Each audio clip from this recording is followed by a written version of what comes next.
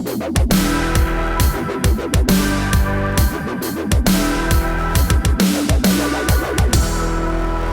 everybody, I'm Bill Whittle here with Steve Green and Scott Ott. This is your members only Right Angle.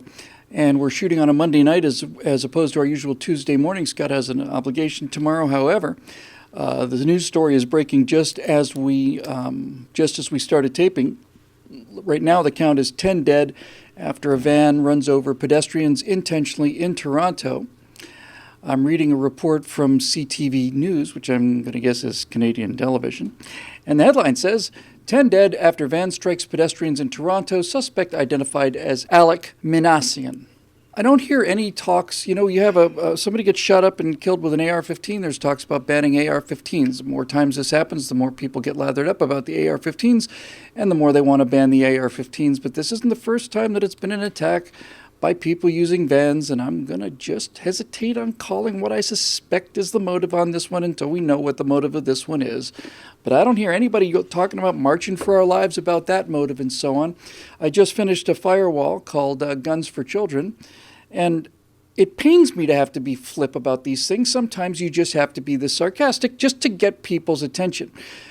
In that video, I mentioned that the London murder rate has exceeded the New York murder rate, but that's actually good news for Britons because even though more people are being murdered now in London than there were before, now more people being murdered in London than there are in New York, the good news is they're not being shot with AR-15s, so that's got to be an enormous relief to them.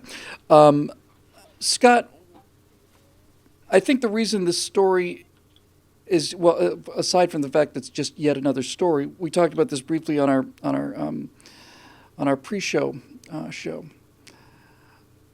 After the most recent school shooting, parents were saying, why don't we fix it? Why don't we do something? Why don't we ban the AR-15? Why don't we ban guns? Why don't we do something about it?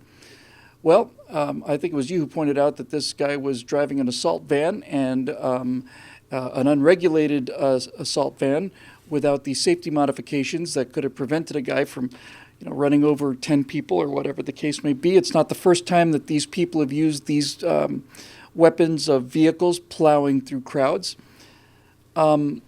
Somehow, Scott, the idea of saying we need van control seems a little stupid, doesn't it? Well, it sounds absurd because you're talking as if you thought it was the van's fault. Yes. That somebody drove it into all these people.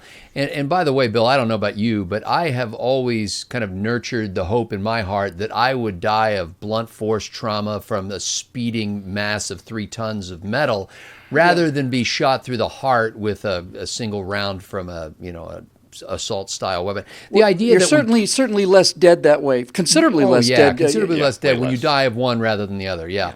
But when it just points up the absurdity of it all, and I know this is your whole point for doing this episode, but it just seems like who does not see this? Who does not understand this? Who does not grasp this? And there's a willful ignorance. There's a willful blindness. There's a willingness to look the other way in the face of the obvious so that you can hang on to your treasured viewpoints. I don't want anybody to be shot, stabbed, or run over with a van. I don't want any of this stuff to happen. But the reality is, it's a big planet. And there are a lot of messed up people on it. And there are a lot of different ways that you can get yourself hurt or killed when somebody comes at you with some sort of an implement.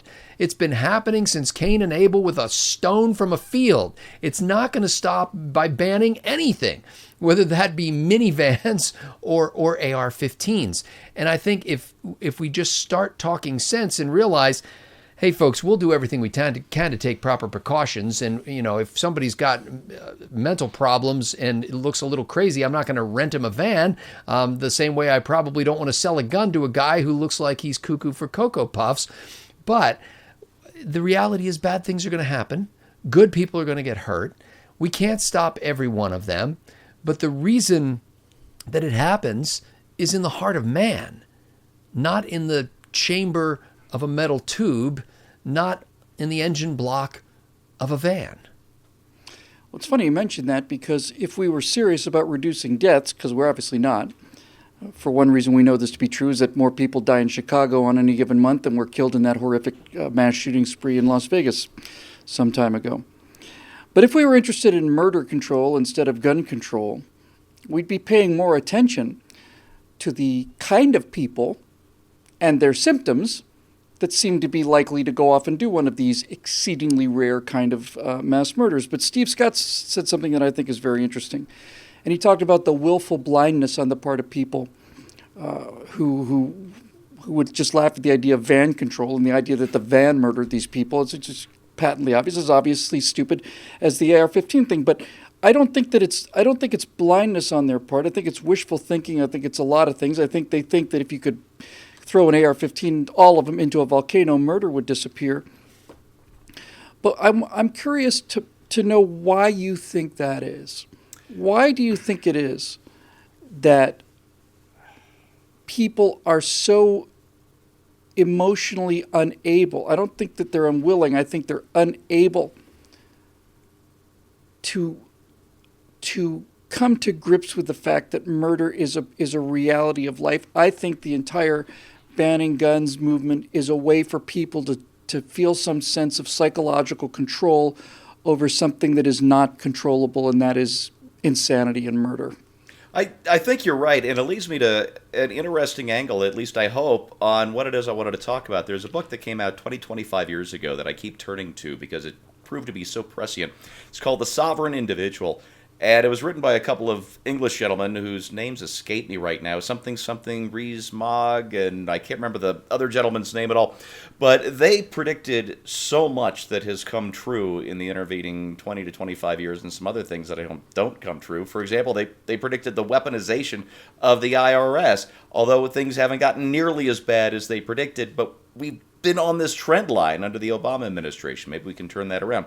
They predicted Bitcoin. They didn't call it that. They didn't call it blockchain, but they predicted that governments were going to have a very difficult time once high-speed computers made encrypted bank accounts possible. And they were saying all this stuff in the mid-'90s. They predicted the rise of terrorism. They were talking about things like the cost of offensive weaponry going down.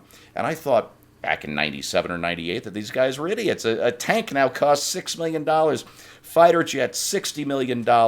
What are you talking about? The price of offensive weaponry is coming down. And then 9/11 happened, and you realize that 19 men armed with, box cutters or pocket knives or whatever it was, could turn our own airliners against us and alter the skyline of New York City and cause $1 trillion worth of damage. And up to, or I guess I should say down to rental vans now being used for what is, by any account, mass murder. They predicted all of these things. One thing they predicted is that crime, the overall crime rate, would go down. And guess what? They wrote that book in the mid-'90s, before the crime rate was really coming down, and we have had 25 years of declining crime rates. But the other half of that equation is they said, again, 25 years ago, that while crime rates would go down, the spectacular nature of violent crime would go up. They looked at our social pathologies and said, and without pointing fingers of blame at any particular religion or ideology or anything else, said that with our social pathologies and with the media, that crime would become less frequent, but it would also become more spectacular. And people respond to spectacular events, whether it's 9/11 or whether it's a van plowing into a sidewalk full of pedestrians, and we want to do something about it. Well, as Scott said, murder is as old as the human heart. Cain and Abel. I mean, I believe, is the first crime in recorded history. It's in us. It's not in our government. It's not in our laws. It's not in our cars. It's not in our guns. It's in us. And we have to resist this urge to try and do something when, in fact, what we're doing is feeding the frenzy that these spectacular criminals and terrorists feed on. Yeah, I've maintained for a while now that these mass shootings or mass murders are suicide by cop. I've been saying that forever. And in the case of this Toronto thing, we have, for the first time that I'm aware of, documentary video evidence that is exactly what this is suicide by cop. Because as you can see here, this guy is repeatedly pulling something out of his pocket, leveling it at police officers. He's like quick drawing on the guy. And when he didn't get shot, he kept quick drawing on the guy until the policeman shot him.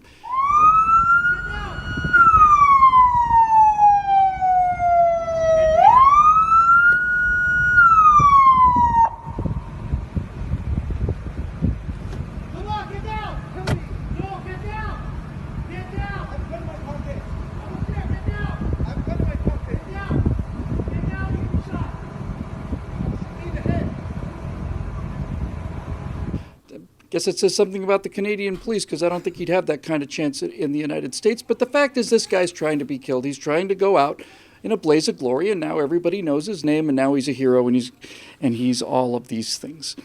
The reason that this story is something that I wanted to talk about is only because, once again, the insanity is not just on the part of the murderers. The insanity is on the part of the people who are unwilling to look at insanity in the first place.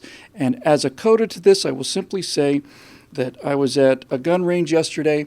California is talking about further modifications to the AR-15, and somebody pointed out to me something that hadn't been quite clear to me. In order to save lives in California, the AR-15s that you will be able to buy in California shortly will no longer be able to have the pistol grip.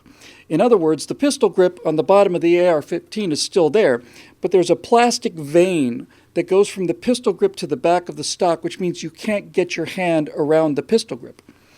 And this is going to save a lot of lives, you see. And the reason it's going to save a lot of lives is because this plastic fin on the so-called featureless AR-15 that prevents you from using the pistol grip is held in place by 3 screws and can probably be removed in about a minute. But the good news is that mass murders will go down in California, at least with the AR-15, because those people who are willing to go out and gun down hundreds of people if they can understand that removing these 3 screws and taking that piece of plastic off, well, that's a federal offense. Well, you get in trouble for that. Damn near did a spit take. You get in trouble for that. Yeah. So this is the answer, right? This is the answer. Put a plastic vein that can be removed in a minute with 3 screws is what these idiots think will solve the problem. Reminds me of that show we did where they convinced Apple to remove the revolver emoji and replace it with a squirt gun. That has certainly cut down on mass murders in a way that we simply can't quantify.